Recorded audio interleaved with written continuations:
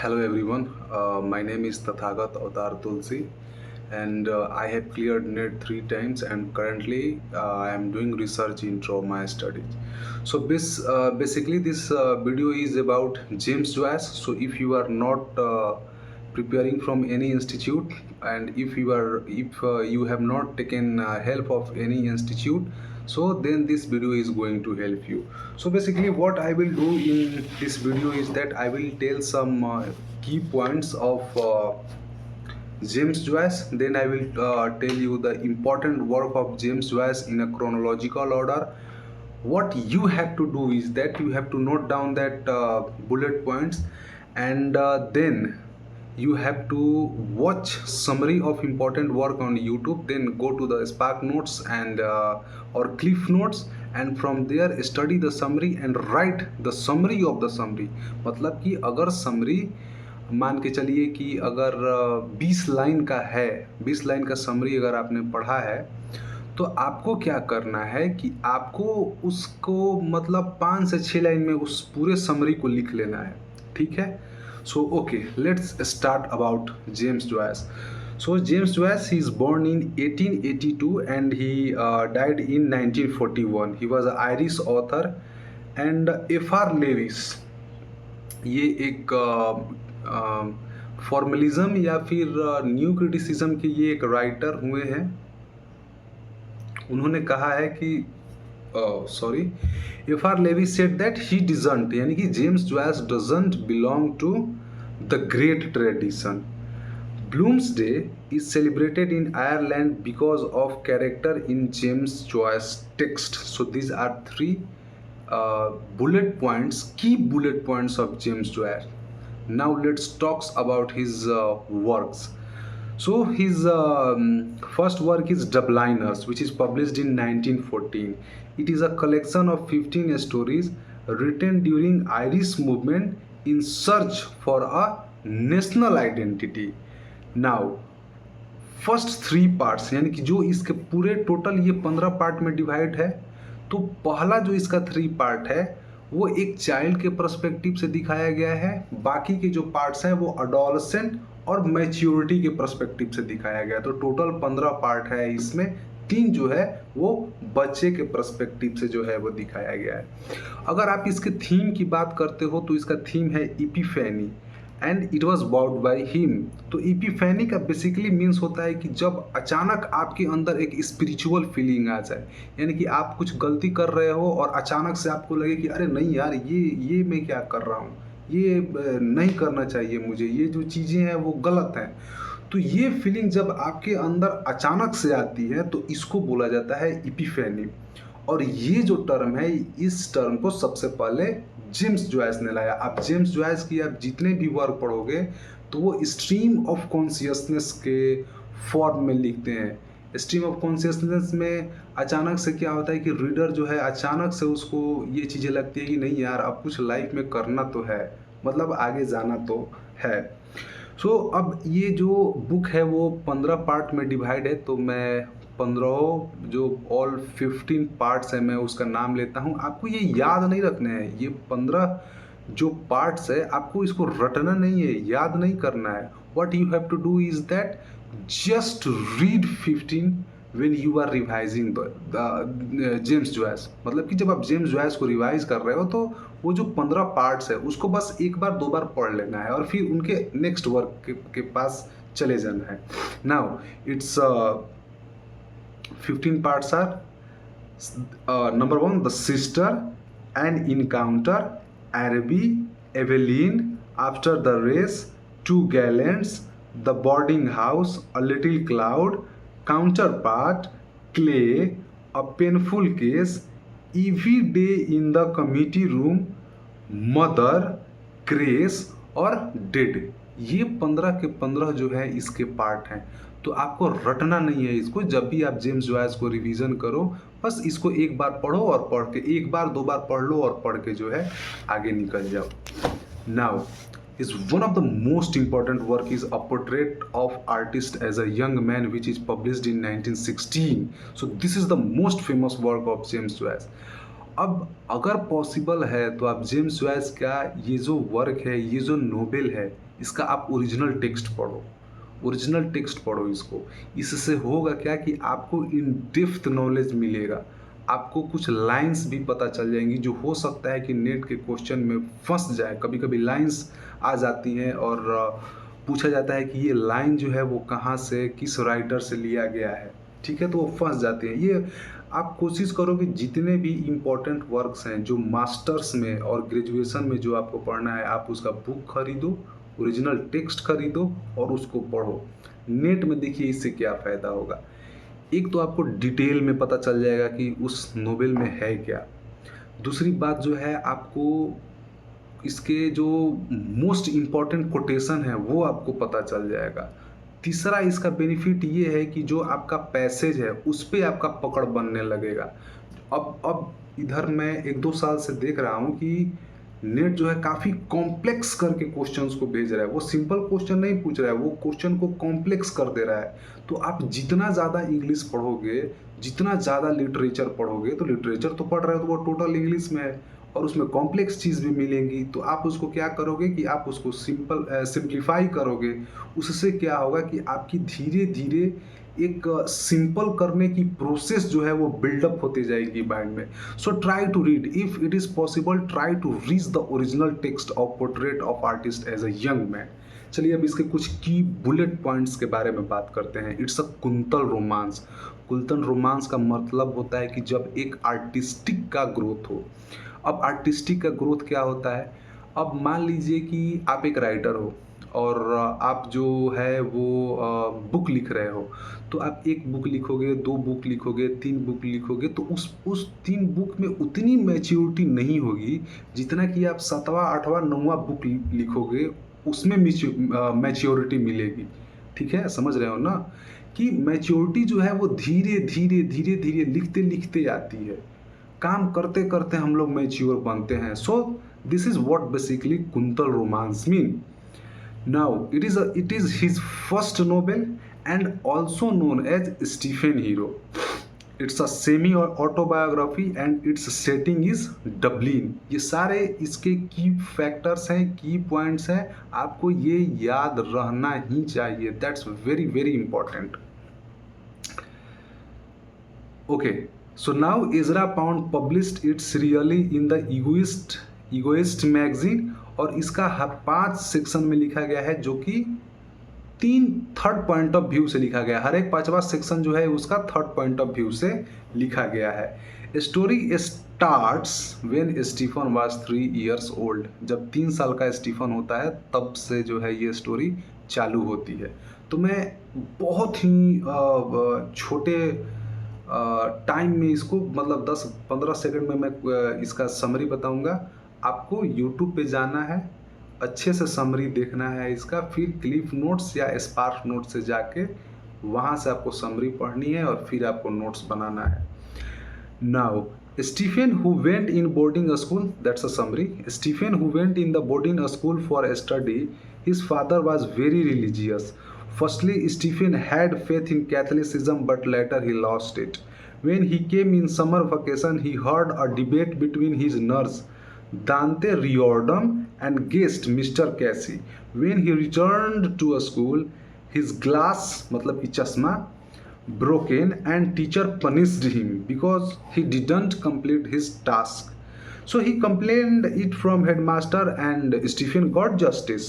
When he knew about father poverty, he got so much frustrated and he got in so much tension that he do sex with prostitute in 14 years old. So when he was 14 years old, he do sex with prostitute. Later he repent on it. Headmaster says to him that become a priest, but he denied it.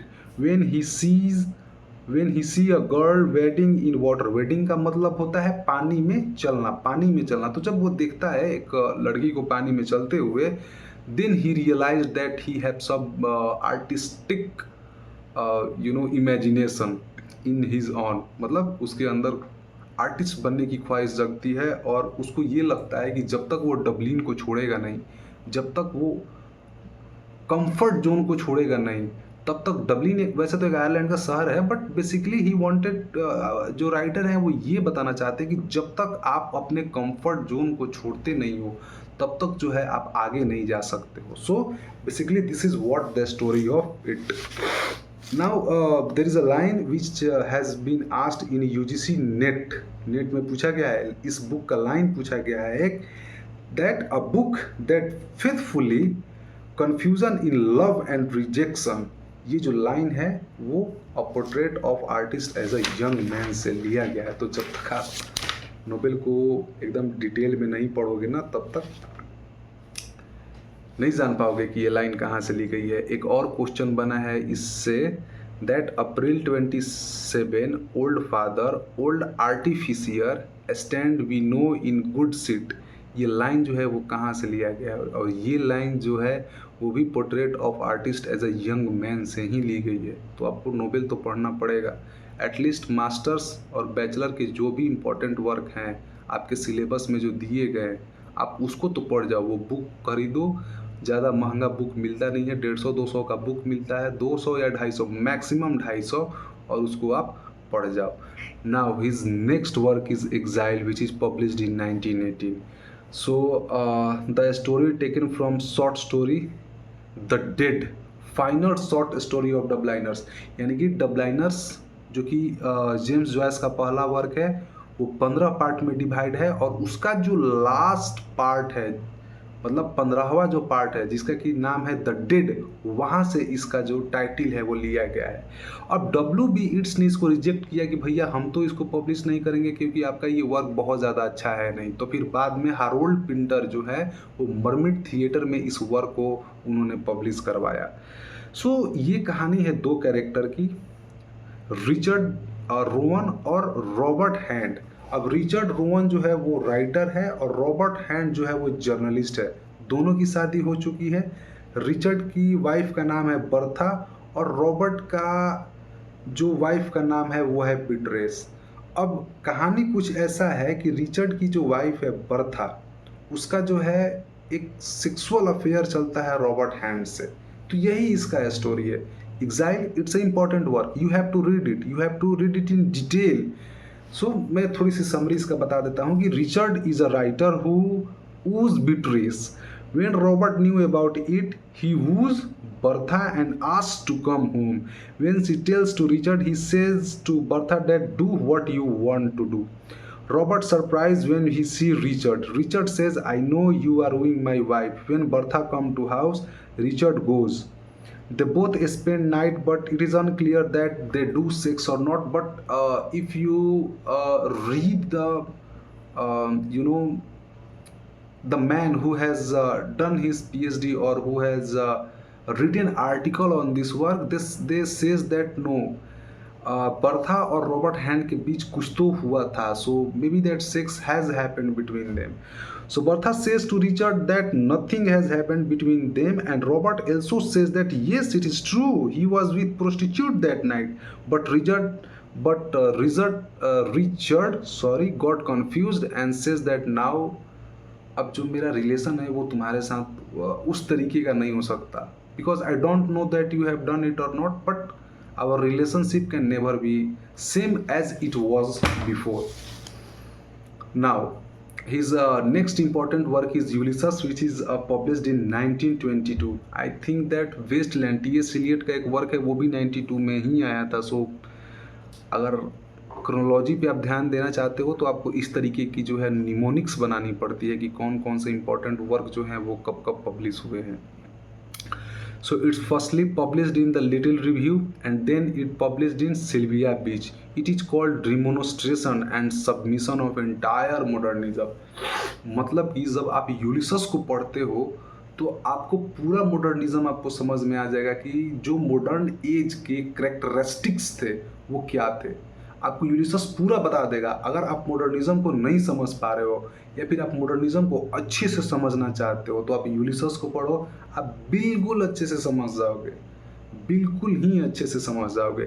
So this novel talks about one day of life of June 16th 1904. यानी कि ये पूरा novel जो है सिर्फ एक दिन के बारे में बात करता है, और वो कौन सा दिन है, जून 16 तारीख और 1904 Virginia Woolf commented on this work and said that Ulysses is misfire, or last word of Ulysses is yes. It was banned for many years. बहुत साल तक जो है ये वर्क जो है बैन था. अब यूलिसस जो इस नोवेल का नाम है, ये लिया कहाँ से गया है? तो ओडिसी से लिया गया है, जो कि होमर ने लिखा है. और ओडिसी जो है, आई थिंक यूलिसस जो है वो लैटिन नाम है ओडिसी का, ठीक है. तो ये जो वर्क है वो ओडिसी से, सॉरी, टाइटल जो है वो ओडिसी से लिया गया है. So this are the bullet point which you have to remember. The next bullet point of this work, it is divided into 18 episodes. ठीक है. Let's talk about little bit. I will give you the little bit glimpse of summary. So the story start with Stephen Dedalus, who used to teach history but his student don't like, and his friend Buck makes joke of it. He also gives lecture on Shakespeare but AE reject it. Leopold Bloom, ये एक दूसरा character है. Leopold Bloom who thinks his wife Molly Bloom has affair with Blazes Boylan, and it was true. था, उसके wife का affair जो है वो ब्लेज बायोलिन से होता है. Whole day Leopold Bloom moves outside and go to funeral but there people make joke on him and he thinks about his dead son and father. He rescue Stephen Dedalus from police and take him to home and say to stay, but Stephen politely denied. Bloom tell these all things to her wife Molly, but Molly was only thinking sex with Blaze Bloom and his singing career. अब इसमें 3 main character हैं, ठीक है. अगर आप लोगों ने थोड़ा सा नोटिस किया होगा तो इसमें 3 मेन कैरेक्टर हैं. ब्लूम मतलब कि लियोपार्ड ब्लूम, मॉली ब्लूम और स्टीफन डिडालस. अब ब्लूम जो है यानी कि लियोपार्ड ब्लूम जो है उसको ओडिसी से कंपेयर किया गया है. मॉली ब्लूम को जो है वो पेनोलोप से कंपेयर किया गया है, और स्टीफन डिडालस जो है उसको टेलीमैकस से जो है कंपेयर किया गया है. अब ये चीज़ें कब समझ में आएंगी? जब आप इस वर्क को पढ़ोगे, जब आप इसका समरी पढ़ोगे, थोड़ा सा इसका क्रिटिकल एनालिसिस देखोगे, तब जो है ये वर्क की समरी जो है समझ में आएगी, और कैसे ये तीनों कैरेक्टर अगले 3 कैरेक्टर से कंपेयर हो रहे हैं ये भी आपको समझ में आएगा. Now his last but not the least important work is Finnegans Wake which is published in 1939. So it's a most difficult work, बहुत डिफ़िकल्ट वर्क है. कुछ वर्क्स जो मैंने अपनी लाइफ में पढ़े हैं और जिसको मैं पूरा कंप्लीट नहीं कर पाया, उसमें से एक ये वर्क भी है. एक वर्क ये है Finnegans Wake. The next is Paradise Lost, another is Wasteland, and one book is Waiting for Godot. Waiting for Godot is not complex work but बहुत बोरिंग है, बहुत बोरिंग, मतलब पक जाओगे अगर आप उसको पढ़ रहे हैं तो. So Finnegan's Wake, it's a most difficult work. It is also known as a work of fiction which combines a body of fables. So it took 17 years to publish. 17 साल लगा इसको पब्लिश करवाने में. It is written in idiosyncratic language. Idiosyncratic language का मतलब होता है कि जब आप एक किसी पर्सन के लिए, प्लेस के लिए, किसी ग्रुप के लिए, किसी देश के लिए एक पार्टिकुलर तरीके का लैंग्वेज यूज करते हो तो उसी को बोलते हैं idiosyncratic language. Initially published as fragments, यानी कि जो इसका पहला टाइटल था वो फ्रेगमेंट्स टाइटल था, बट बाद में इसको फेनिगन्स वेक रखा गया है. It is based on Giambattista का एक वर्क है द न्यू साइंस, तो उसी के ऊपर बेस्ड है. और ये वर्क जो है THE के साथ समाप्त होता है. James Joyce said that this text end in the middle of a sentence and begins in the middle of sentence, यानी कि जहाँ से ये वर्क खत्म होता है वहीं से शुरू भी होता है. सो इट्स ओपनिंग लाइन देखिए, इसका ओपनिंग लाइन कितना टफ है. Riverrun past Eve and Adam's from a swerve of sword to bend of bay brings us by a commodious vicus of recalculation back to Howth Castle and in Worms. So you can imagine that how a difficult line it has. अब UGC net में क्या questions बने हैं मैं थोड़ा सा आपको बताता हूँ. तो एक क्वेश्चन ये था कि यूलिसस का जो लास्ट पता नहीं इसका कैसे जो है वो कम हो गया ब्राइटनेस, ठीक है। यूलिसस का जो लास्ट वर्ड था वो क्या था, and the last word was yes, ठीक है। एक ये 2-3 क्वेश्चंस मैंने आपको पहले बताए हैं कि इसमें क्या पूछा गया है। एक और क्वेश्चन जेम्स जॉयस से बना था कि Bloomsday is celebrated in Ireland because of character in James Joyce text, ठीक है। तो ये भी एक क्वेश्चन जो है जेम्स जॉयस से बना है। थोड़ी सी मैं आपको और क्वेश्चंस बताता हूँ कि यूजीसी नेट में क्या क्वेश्चन बने हैं। So just wait for 2-3 seconds. Okay yeah so एक क्वेश्चन जो है 2019 में बना था कि example of poetic compounding are found in the work of which two modernist writers. Your option was Graham Greene, James Joyce, GM Hopkins and Stephen Spender. और इसका जो आंसर था वो ये था कि जेम्स जॉयस और जीएम हॉपकिंस का जब आप वर्क पढ़ते हो तो उसमें जो है आपको पोएटिक लैंग्वेज भी जो है मिल जाती है, ठीक है। नाउ 2013 में एक क्वेश्चन बना था कि fill in the blanks is a theological term brought into literary criticism by fill in the blanks, and इसका जो आंसर है वो है epiphany by James Joyce. One more question जो कि 2017 में बना था कि when which play by Tom Stoppard set in Zurich during the First World War present a character interaction with James Joyce as he was writing Ulysses, Tristan Zara during the rise of Dadaism, and Lenin leading up to the Russian Revolution, all of whom were living in Zurich at that time। वो कौन सा work है, यानी कि Tom स्टूपर्ड का वो कौन सा वर्क है जिसमें जेम्स जॉयस का रेफरेंस है, और वो है ट्रेवेटिस। द लास्ट वर्ड, ये 2016 का क्वेश्चन है फिर से। The last word in James Joyce Finnegans Wake is, तो जेम्स जॉयस का फिनिगन्स वेक जो है उसका लास्ट वर्ड क्या था, द। 2012 में एक क्वेश्चन था जेम्स जॉयस से, the preliminary version of James Joyce portrait of artist as a young man was called, क्या बोला गया है उसको, तो उसको स्टीफन हीरो बोला गया है। So these are the question which has been asked from James Joyce. So if you are preparing for UGC NET then be honest with it. Try to study at least 6 to 8 hours and you will crack it. Thank you so much for listening this video.